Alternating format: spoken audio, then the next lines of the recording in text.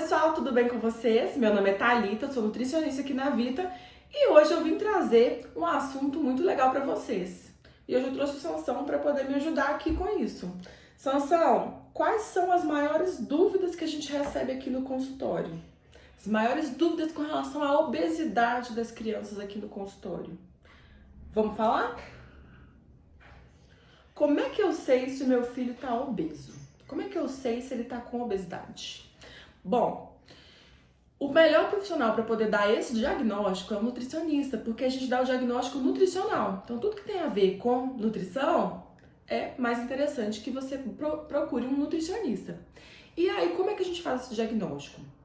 Uma ferramenta muito legal para a gente usar com as crianças são as curvas da Organização Mundial de Saúde, que trazem um recorte de qual seria mais ou menos o peso que aquela criança teria que ter para aquela faixa etária. Porque como as crianças estão crescendo, a gente não utiliza, por exemplo, só o IMC.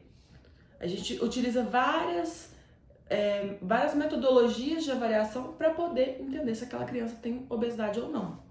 Então, uma muito legal é o IMC por idade, porque ele avalia peso, a altura, a relação do peso e a altura, que é o índice de massa corporal, IMC, e aí a gente contextualiza isso com a idade.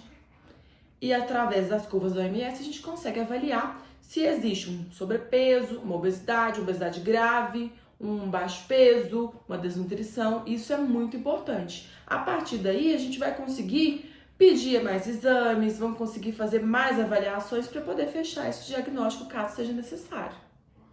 Quais são os riscos associados à obesidade infantil? Bom, a gente tem que entender que a criança está numa fase de desenvolvimento, então está tudo crescendo, os ossos estão se desenvolvendo, essa criança está em pleno desenvolvimento. E o que acontece? O excesso de gordura ele vai atrapalhar esse desenvolvimento pleno.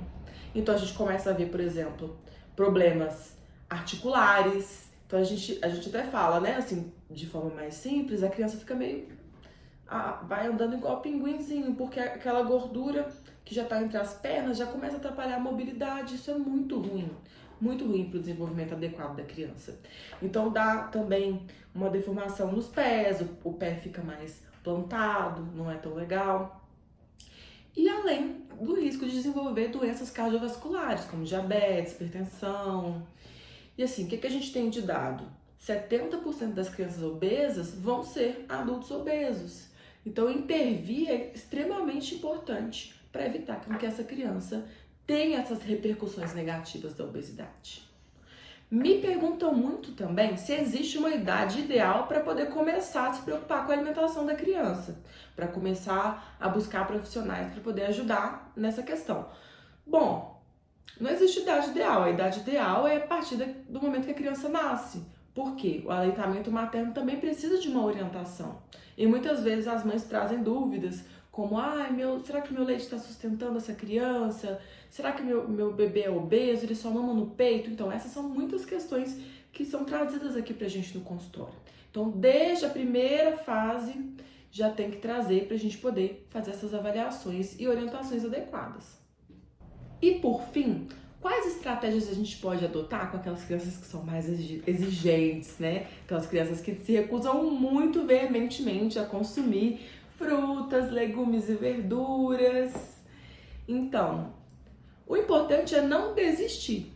Não desistir, porque quanto mais presente aquele alimento estiver na rotina da criança, com maior facilidade você vai conseguir fazer uma introdução ou uma reintrodução disso no dia a dia dessa criança, tá? E também buscar o apoio de profissionais, como nutricionista, para poder ajudar nesse processo, porque assim tudo fica mais fácil.